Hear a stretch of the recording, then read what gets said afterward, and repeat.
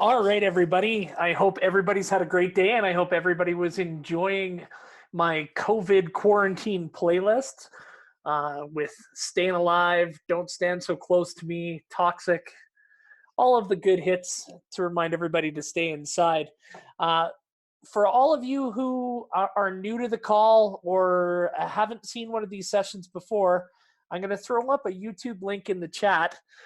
This is a link that'll take you to our very first one of these. Feel free to watch them. Feel free to ask any questions. The other thing is, as we've done in the previous sessions, if anybody has any questions or anybody has any comments, please put them in the chat. I would love for this to be a free-form session where we can go back and forth and we can really take this time to learn about what our topic is tonight. I have done two so far on mostly passing attacks. Today is my foray into running and some zone read stuff. So our offensive linemen, you're finally going to get some love. So I see Ray Monks and I see Caleb Hobson in the chat. You guys are going to get some love today because we're going to be talking a little bit about blocking schemes and those sort of good things. I want to highlight one person who is on this call today, Peter Dewan from the Calgary Colts. He's the new defensive coordinator for the Calgary Colts. He is on the call today, and he's more than welcome to ask questions or to give his insight. Coach, if you see something you want to point out, I would love to have your insight, and I'd love to have you participate. So with that, let's get started with our topic tonight. We're going to be talking about zone reads and screen passes. So mostly about zone reads, and I had some screen pass stuff to fill some time here. So let's dive right in. Let me get all set up here. Okay, so today's agenda, we're going to be talking about zone read, and we're going to talk about screen passes. So what a zone read is, if you don't already know, it's an inside zone running scheme. And if that doesn't make sense to you, it will once we get to the video. It allows, why zone reads work is it allows our line to leave the backside end unblocked. Why that's a huge advantage is if we actually hand the ball off, we're out-manning the defense at the point of attack. If we don't hand the ball off, we're playing to that end and we're seeing if we can make him either crash down the line or stay and contain. So a couple things to note, quarterback and running back exchange is 50% until the quarterback decides whether he's going to pull or whether he's going to give. The longer the read, the better the commitment from the end. What I mean by that is if you take your time and you don't rush it, that defensive end is going to have to make a decision. If we really hurry up with that exchange, the DN doesn't have to commit. He doesn't have to make a decision, and it creates a situation where he can just kind of be in the right place at the right time, and we don't want that. Running back has to be slow to the hole but fast through it. So you approach the hole, but when you get there, sorry, I just got a couple of people coming to join the call. So what I mean by that is the actual exchange is slow, but once the running back gets going, he needs to attack the hole. This is not a play that we can dance on. This isn't a play where we could stop our feet in the hole. We're either going to press the hole or we're going to look for the cutback lane. One other thing, do not look to bounce this outside play side. The running back has a choice between going, oh, I spelled hole wrong, sorry about that, or to take the cutback lane. So here's what the play looks like drawn up on paper. On paper, this doesn't look like a lot. Some things to highlight is the routes I like to use are 85s. The reason why I like that is the 5 is facing the quarterback if we do decide to pull, and he's going to be able to pull the ball and have either a receiver looking right at him or a receiver that is coming back who might be able to help with the block, right? So as we look pre-snap, we're going to have the running back take a step to the right.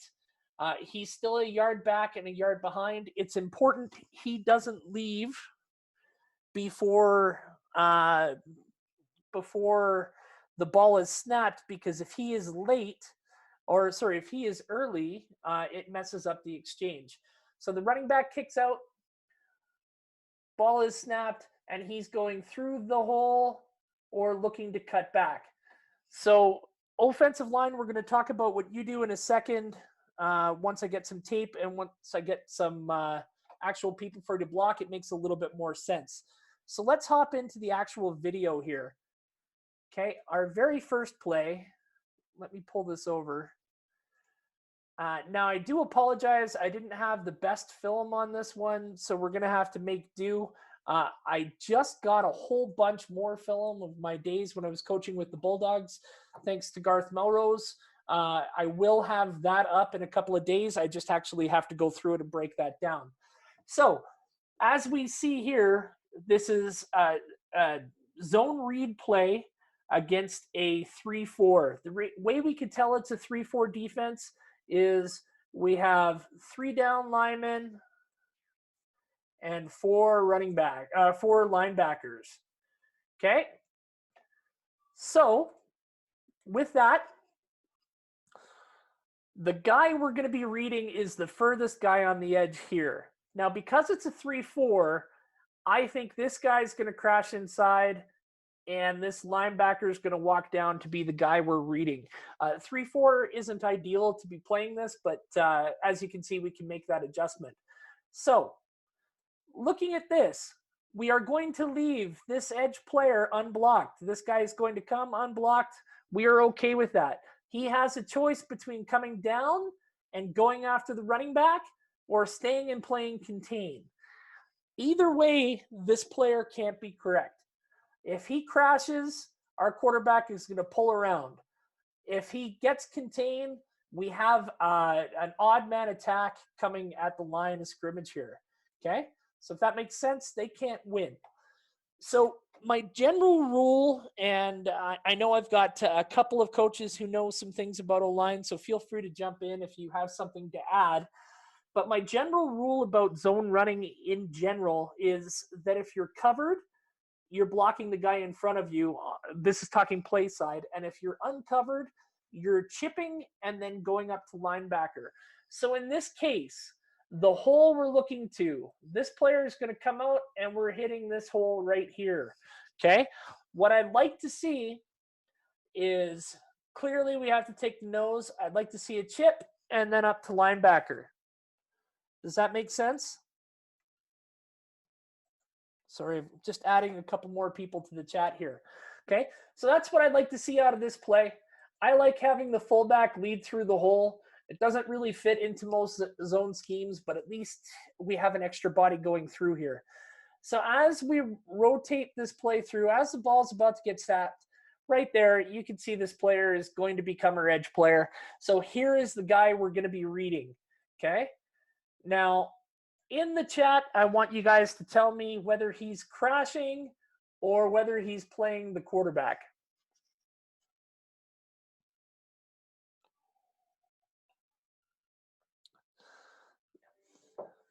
Yes. So if we see him crashing, what should we be doing with this play? We should be looking to pull this football.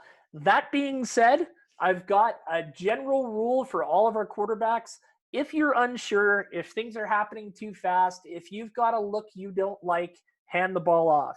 The worst thing that could come from a handoff here is we lose 2 yards. The worst thing that could happen if we pull the ball is our quarterback is going to get hit 6 yards in the backfield. So when in doubt, hand the ball off. But in this case, from this look, I think we should be pulling the ball. So I'm going to let it run. Now right here, I'm going to roll this back a little bit. I would like to see 62 chip a little bit better and make his way up. That being said, we get kind of caught up there. 22 goes from there, and Wyatt's looking for a cutback lane that doesn't come there. We still got a good 3 yards here. It's a nice, safe play. and we've got a little bit of intel on the defense here. So we're going to get a little bit of a different look at it here. I wish I had end zone view for everything. But here we've got a nice 4-3 to look at, right? So right here, the player we're going to be optioning is this guy right here. We're going to see what he does and see what we should do with the ball. Now, can anybody point out the mistake that was made on tape by our left tackle there? Anybody know what he's supposed to do? Well, he's not supposed to block that end. He's supposed to leave him coming untouched. So it kind of screws up Danny a little bit. But we do have that looping linebacker. Why I like this cut of it here is I really think our running back does a decent job here. Okay. Another rule for our running backs that I'd really like to see kind of ingrained when we're running zone running, especially inside zone, is I want you to press the hole until you run out of your own jerseys. So if you see your jerseys in the hole, that's good. Push through, right? That means that we're got the guys where we're supposed to. If you get to the hole and you see a bunch of other jerseys, look for that cutback lane, right? That means the defense is either over pursued or we've missed some of our blocks, but that cutback lane could be huge. And we're going to see a couple of looks at that coming up. Now, you're not always going to run the cutback lane. Think of it like a $20 bill that you find on the ground. It's great when you find it. It really makes your Friday night, but it's not something you keep your head down looking for all the time, right? So if you see your own jerseys, press the hole the way it's supposed to. The one thing you cannot do is bounce this play outside. So nice hard run, presses the hole nicely. You know, we're gaining about 5 yards here. I will take 5 yards any day of the week. Let's hop ahead to our next play here. Okay. Now, we don't really hold our blocks very, very well on the front side, but we're going to see a lot of heat here. Okay. So right here, you see the heat that I'm talking about. So it's a bit of a mismatch. It's originally a 4-3, but we're sending some heat here. I would like our quarterback to consider pulling this, and I'll tell you why.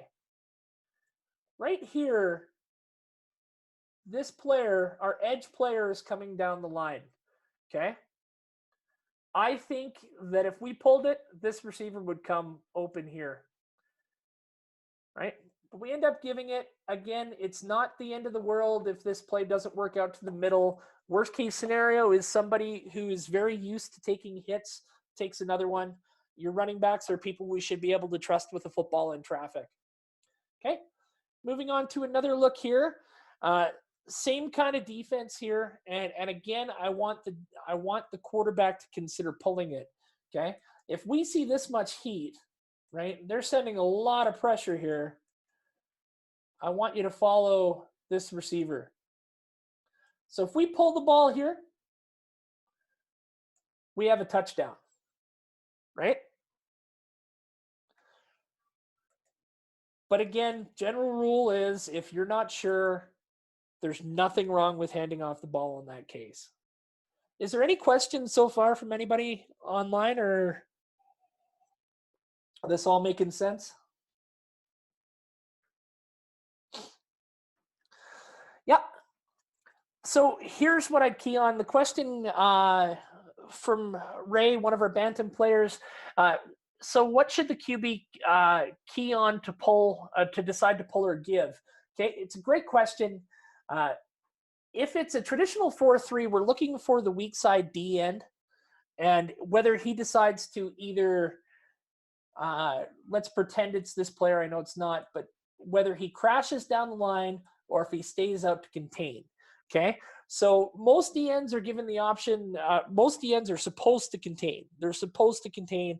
If he decides to chase down the line, that gives us a bit of an edge. Does that answer your question, Ray?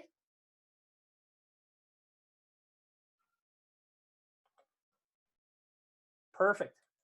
Okay, moving along. Okay. Now, I really like this one because this is a really good example of a quarterback using a longer read to influence the D end. The play isn't successful, but the exchange I like, and I'll tell you why it's not successful in a second here. Sorry, we've got a couple of late joiners here, so it's good to have everybody on the call. Okay, so again, this is a 4-3. Right? We can tell by our 4 down linemen, 3 linebackers.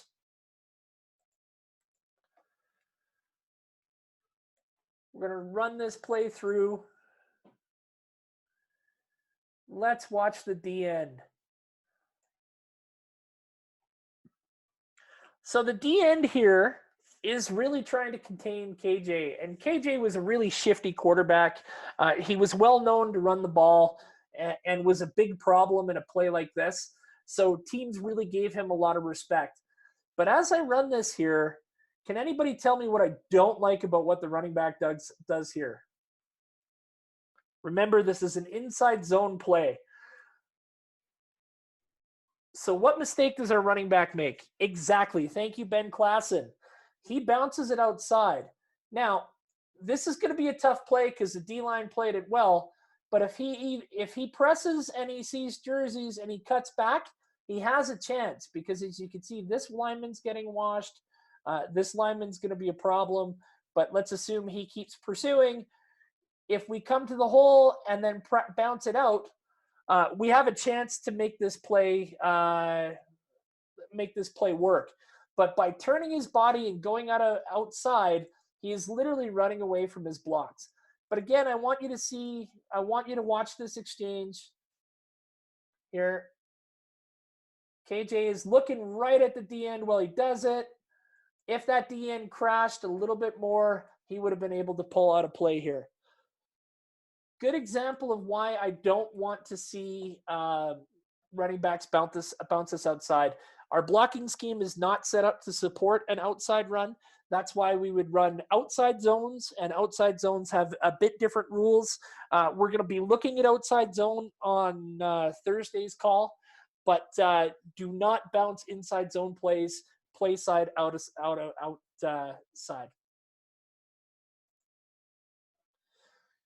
Okay, we are on play 6. Okay, this is a really good, don't know if you covered or not.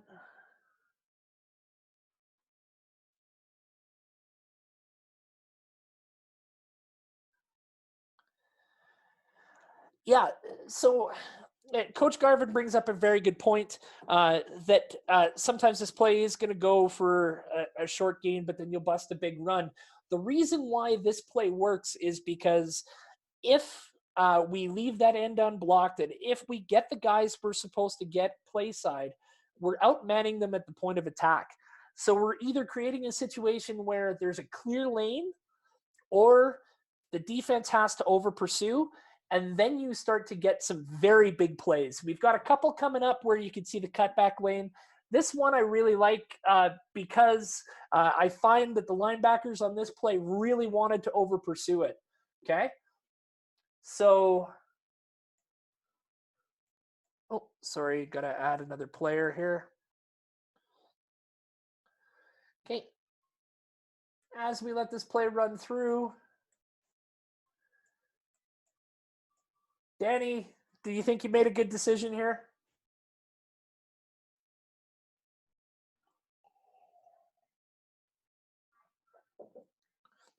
No? Okay. No. Now, there is no such thing as a bad situation, a bad decision when it comes to the handoff, because, like I said, you're being safe. Now, this player here is doing what I'd like to call kind of a 50-50. Okay. He is not committed. He is not committed at all to either getting the running back or getting the quarterback. For you young quarterbacks, this could be really confusing. Okay. What this can do is that, sorry, I keep having to add some players. This can be really confusing. So when somebody's 50-50ing, they haven't really committed. The way you can tell how they commit is where their hips are. Okay.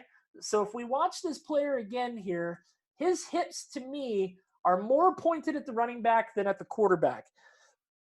So in that case, I would say he's crashing, and we probably could have got the edge. This quarterback's a relatively fast player, and we can go around a player like that, especially if his hips are turned the wrong way. So if you want to have a good look at a D end and see where their hips are, you can tell where they're playing from that, not necessarily just by their depth. Okay? Like I said, I wanted to run this one because this is a good example of a good cutback lane, right? He sees that they're over pursuing, and now we get that big run that we were talking about, right? So I'll roll this back. Right here, Wyatt has pressed the hole, and he's ran out of his own jerseys. He sees 2 jerseys there waiting for him, right? They're not our guys, and that's not a good situation to keep pressing that. But because he's slow to fast through, right? He's moving his feet. He's not dancing in the hole, and he makes his decision. Look here. We're washing these linemen. Okay, this guy can't make a play. This guy can't make a play. This is a really good position to be in, right?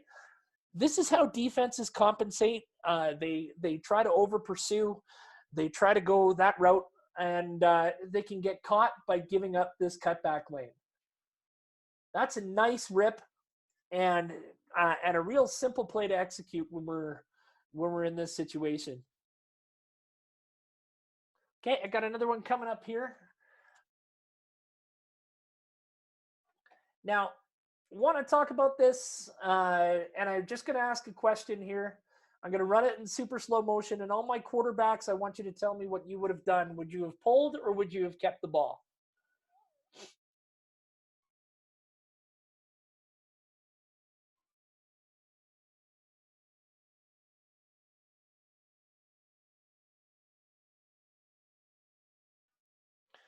What do you think, quarterbacks? Mr. Klassen thinks he would have pulled. Adam, Peyton, good. Okay, again, this is going to be a bit of a discretionary call, but I want you to watch his hips again, right? Okay, as that DN comes in, we've got a 4-3 look, so we're reading the last guy, and his hips are pointed to quarterback, but he's not at depth. We can get around him, right? But again, when in doubt, it's not a bad thing to ever hand off the ball. Watch the cutback. Oh, sorry, I skipped ahead. Let's go back one. Not a bad idea to pull the ball in any case, or to hand the ball off. But that's a nice use of the cutback lane again. What I want to talk about, and the reason why I put this on here, so I have some receivers on the call here. Receivers, how good is that 8? I'll play it again for you. Watch the top left slot. Remember, he has an 8. Watch is he a real threat to get the ball here? Does that even look like an 8? Clearly not. If we do pull the ball right here and we don't run our routes, right? Remember, this player is supposed to end up over here. This player is supposed to end up here, okay? So if we did decide to pull the ball here, half of our routes aren't viable. If this receiver is pulling here and that corner goes with him, and we throw this pass here, there is literally 30 yards before somebody's ever going to see that receiver, right? So what we have to realize is, even though it doesn't seem like we're getting the play, we cannot give up on a route. We cannot run things lazy. We can't do things half speed. In this game, we were running this play a lot. It was really working. It was really successful. And we weren't pulling the ball a lot because our running back was having a big day. But if we pulled it on this play and we didn't run this 8 properly, this goes for maybe 15 yards when it should go for a touchdown, right? So remember, everybody on the field is working to execute the play. It's not just the play side play or the backside. Everybody's working. Does that make sense? Don't give up on your routes. Okay, moving ahead. I have this on the cut up, but I don't have a lot of notes. I was just trying to find as many looks as I could. Now, the D end is nowhere in sight here, right? This would have been a perfect option to get around. I mean, we have a nice hard run, so I'm happy with that. It's blocked well to the front side. Okay, we're supposed to get a double team here to linebacker.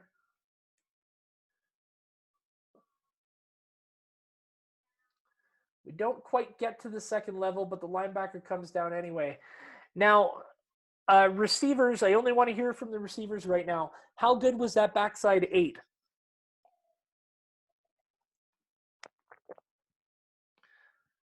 Anybody watching up top there? Okay, I'll play it one more time, Parker. Okay.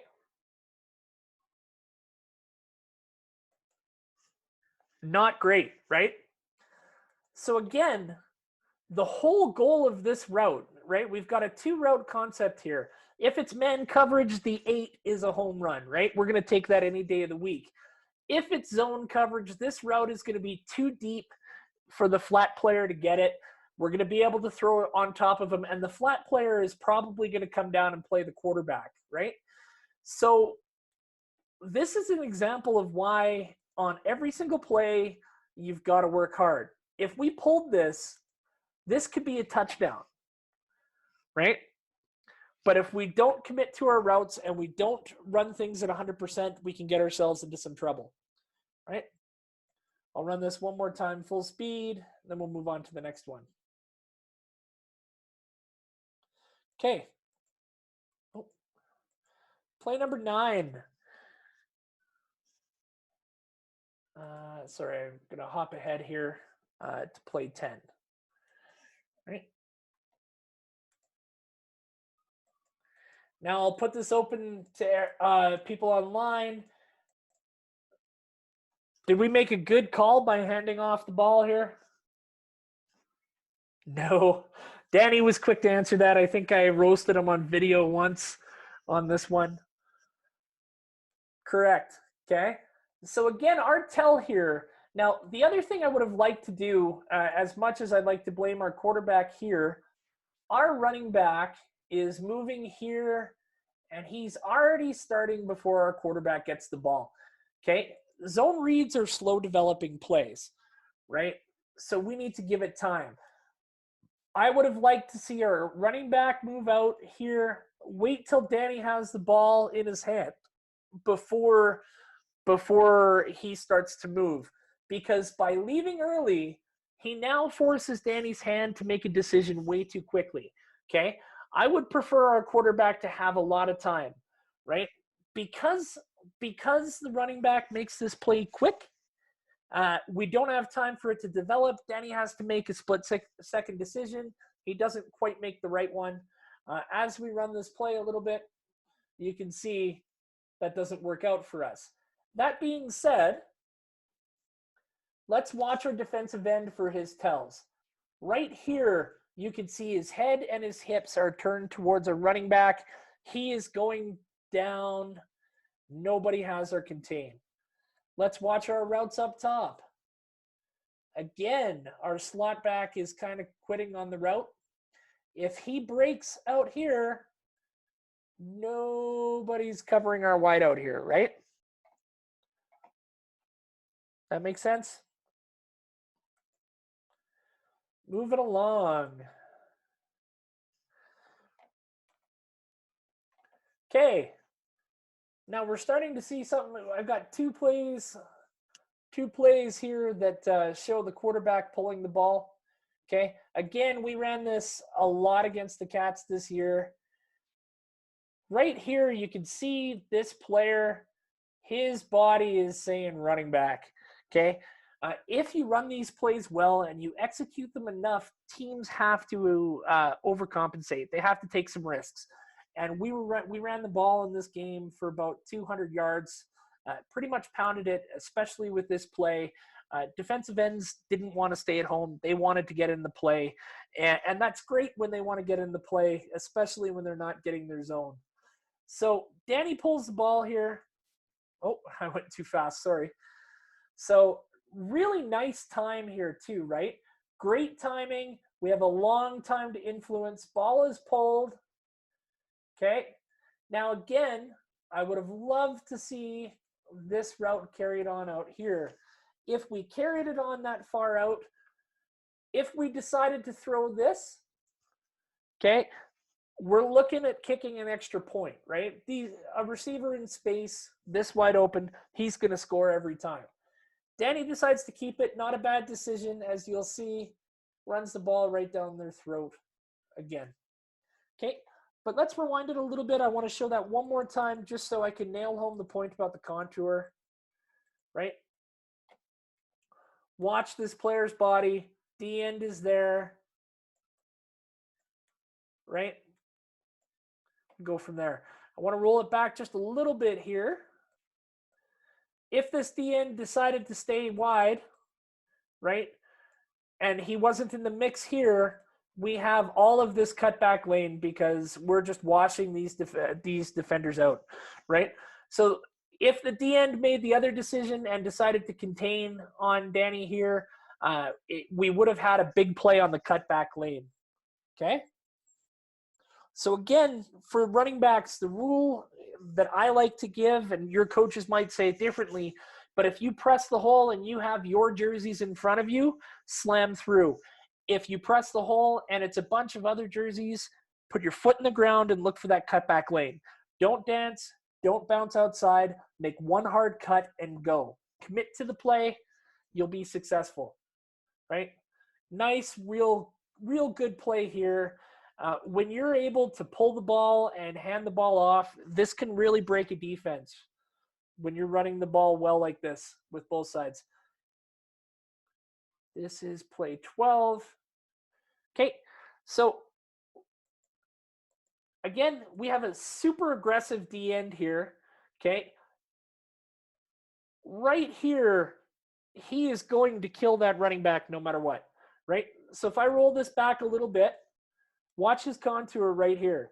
His body is turned. He's made his commitment. He knows that's where he's going to be, right?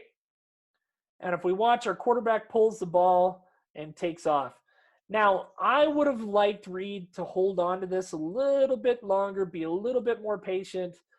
That being said, the read that he saw in front of him was pretty obvious. He's going to pull and go around the corner. Again, our routes aren't great here, right? So I would like to see our passes become a little bit more viable out of this. I couldn't find the tape that I was looking for, but back in 2014, I had a quarterback who had a very big arm, very big cannon, but wasn't exactly known to be fleet of foot.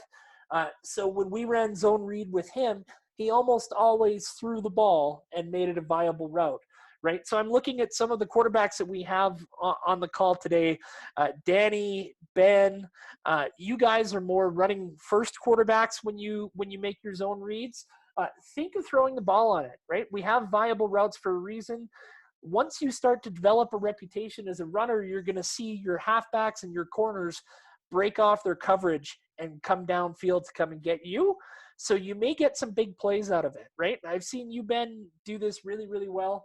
So as you grow as a player, make sure you're looking for the pass. Mosher, you're kind of the opposite. When we run zone reads, you're always looking to throw. So you may want to look at pulling the ball, pulling it down, and taking a couple extra yards, right? That is our zone running, our inside zone read. Does anybody have any questions?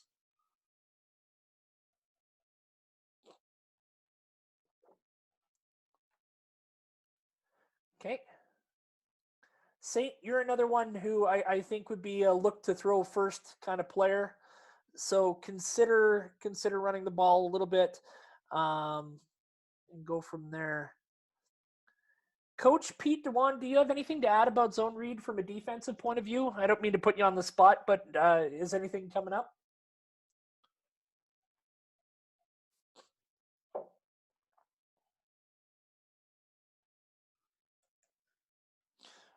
No. Okay. Moving on to our next part. We only have about 10 minutes left for what I have planned. So let's move into screen passes. So what I really like about screen passes, I use a variety of them. I use some that are more inside screen passes. I use rollout passes, and I'll use wide receiver passes for screens. What I really like about screen plays is they can really help against teams that are putting a lot of pressure on, right? If a team is a very blitz-heavy defense, it can cause real problems to your rhythm and timing, and you need to do something to back them off. So coaches, have screen passes in your back pocket. You can't run them all the time, but when they work, they can go for big plays. They're also great for longer downs. When you're 1st and 15 after taking a penalty, or 1st and 20 after a holding penalty, defenses tend to give you a little bit wider berth, or they tend to pin their ears back and come at you. So it's a really good time to run a screen pass. Screen passes have big play potentials, right? They can go for 30, 40, 50 yards because if your receivers do a really good job of selling the play, they can really stretch the defensive secondary deep about 50 yards, right? And you're right, Danny, if Caleb catches the ball, we're in trouble. This also changes the way defenses have to play you. When they know you can run a screen pass well, you're going to have defenses blitz less. And even when they blitz, you're going to have people more aware. So they're not going to come in as fast. They're not going to peel their ears back as much. Okay, so let's look at a couple of them, and then I'll let everybody get on with their night. Okay. So I only have the end zone view of this. I liked it. So we have a 5 receiver set here. You're going to see number 23 take off. He's selling the deep threat. Our player, number 32, is getting the ball here. We have 3 linemen in front of him. I'll just let it run for a second, then I'll talk about it. Okay, so that's the play we're looking at. Okay, so these 2 guys have to hold their blocks. Okay, they're not part of the screen concept. But to the play side where we're running the screen, so our running back is going to come up here, come back, work his way back down the line. And what I really want from our running backs there is to make it look like they're pass blocking, right? You want to make it look like you're doing a really crappy job of pass blocking, right? You see the blitz, but you're not overly committed to it. Your hands are in the right place, but you're a running back. You're not a lineman, right? No reason to take you too seriously. And then as we roll it through, like if you see Michael here, he kind of makes it look like he's pass blocking. Then he takes off down the line. Okay. Now we have 3 offensive linemen in front of him. We've got a lot of girth here to the house. Now, if he catches this pass clean, he's got an easy path here. Because he has to jump and because this guy makes a really good play, Michael has to be Michael and do crazy things. But that's a well-blocked screen pass to the play side. We were in a great position to score on the play side, and then we have an athlete being an athlete.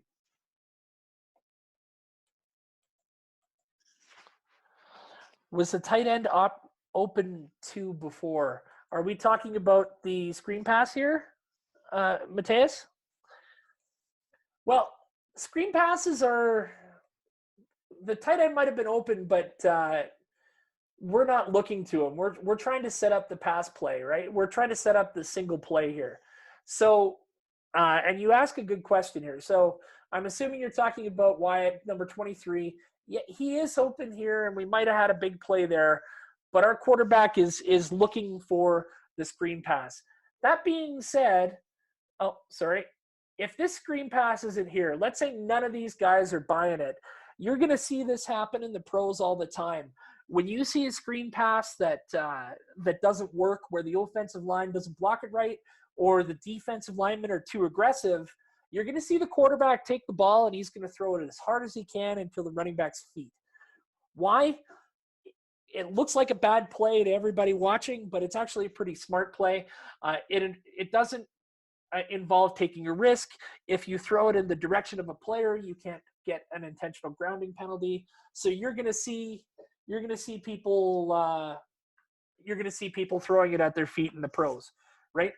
So, Mateus, to answer your question, the tight end was open, but we weren't looking because we were trying to hit that screen pass. Play number 2, similar look, 5 receiver set, motioning over. See how aggressive this line is. The one thing, why don't I go full screen here? That might help. The one thing I don't like about this, okay, for you offensive linemen here, okay, if you're looking backwards on almost any play, you're wrong. But on a screen pass, get downfield, right? Get downfield, make a block. If you miss your block and it involves a little extra heat, get downfield, do something to help out downfield, right? Now, because this is a pass behind the line of scrimmage, we're allowed to block downfield. That's why running backs can't go too far. But as you see here, we've got 1, 2, 3 blockers right in front of them. We've got a big play. Now, even though they don't pick too many people up, they get in some people's way, and we're taking it to the house, right? The other thing about this is the other defensive coordinator is going to have to think twice about putting that much pressure on, right? You get a successful screen pass against the team, you're going to have a lot more room to work. Your quarterback's going to have a lot more time. Blitzes are going to be a lot less prevalent, just because nobody wants to give up the big play. Okay, a little bit of a different look here. Okay, so we're setting up the wide receiver screen here. This player's getting the ball. Okay, we have all 4 receivers down here. We're kicking out a running back. We are absolutely begging. Yes, so Coach Dewan just popped in and he said, you'll see more base defense from pressure teams when you have a good screen game. And that's exactly the point. My job as an offensive coordinator and as an offensive team is to take away options from the defense. If you're not able to take advantage of what they like to do, you can create a situation where they get to dictate the pace.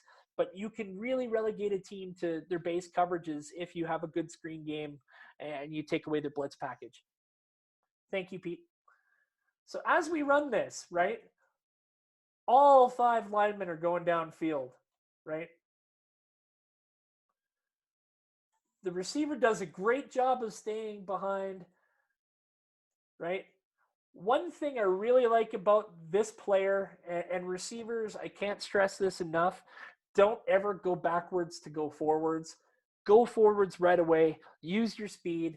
If we turn this into a 5-yard run, if we get right here, I am really happy. That's put us in second and short. I'm happy. But watch what happens when this player gets ahead of steam. He was a special kid. He was one of our MVPs of the year. But watch this play, full speed, takes it right down their throat, right? And now we have a bunch of linemen going on a jog to the end zone, right? Nice looking play. But again, it comes down to really selling the job. So when we talked about our receiver play with the zone reads and how unhappy I was that we weren't running hard, look at the bottom here. Look at this bottom receiver here. Do you think he is making a good job of making it look like he's getting the ball? We're running hard. This guy wasn't so much. But if everybody is running hard, we can really make this play work. This is a glorious play for offensive linemen because for once you get to block smaller people. You get to go downfield. You get to crush a DB. You get to go down and go from there. So every offensive lineman should love a good screen. I'll run that full speed one more time. And then I believe we've got 2 plays left. Bit of a different look here. Okay, so we're going to motion over. This is kind of our tandem look. So what we're looking for here, we're setting up a rollout screenplay here. Okay. Again, these three linemen are the ones going on the screen. We have to block play side. There's no choice about that. So we can't send all five linemen. Adam gets the ball. He's rotating here. Now, right here, I'm not liking this. Okay. I've got too many people looking the wrong direction. It's a screen pass. Hold your blocks for 2 seconds, let the guy by, and then they're your quarterback's got to deal with. I know that sounds counterintuitive, but your quarterback is going to go back as far as he can. He's going to throw the ball when he knows he needs to throw it. I need you guys downfield. If we had these five players looking downfield, this could be a giant play. That being said, here's the beauty part about screen passes. It still is a very good play, right? It would have been a better play if we had five of our linemen downfield, right?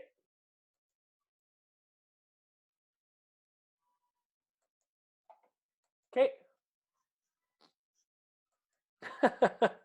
Yeah, you got it, Marshall. Okay, we've got, I believe, 2 more plays, and then I'm going to let you get back to your night here.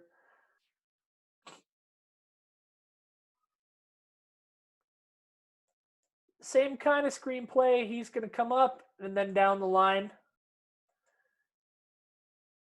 Now, this player, again, has turned the wrong direction, but I'm really loving the hustle here, okay?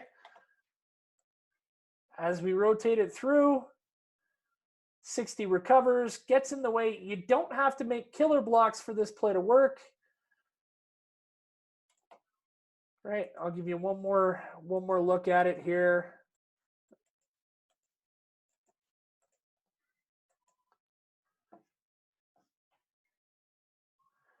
Right. Great timing from the quarterback to get rid of the ball. And we have a nice looking play here. Last one of the night here.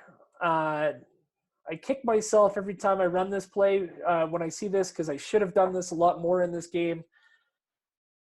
We have a 3-man front.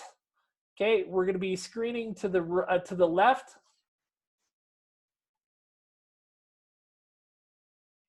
Yes, so Coach Pete brought up a good point. Are you coaching the quarterback to know the backside player is going to be in his face? Absolutely. So the quarterback needs to be aware that he's there. He's looking downfield with his eyes to kind of sell the deep look, but he has his eye on that backside defender because he's gonna have that guy in his face.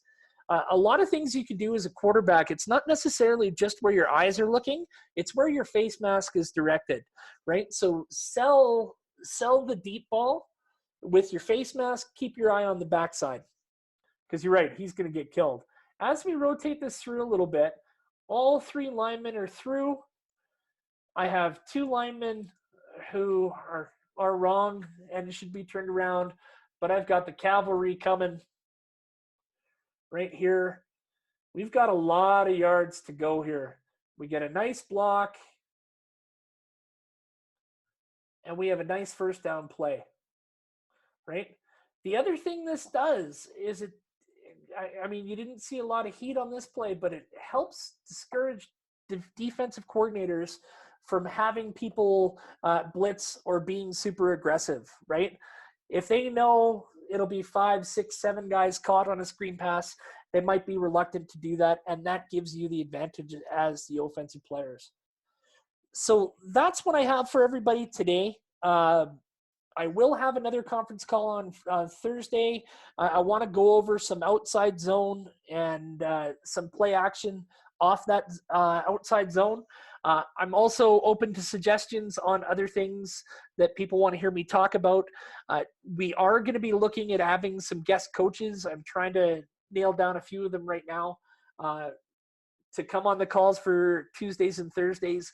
If I'm able to secure a guest coach, I'm going to let you guys know who it's going to be and when they're going to be talking well in advance, because I think that'll be a very well-attended class. But with that, I'll open it up. Is there any last questions from anybody on the chat?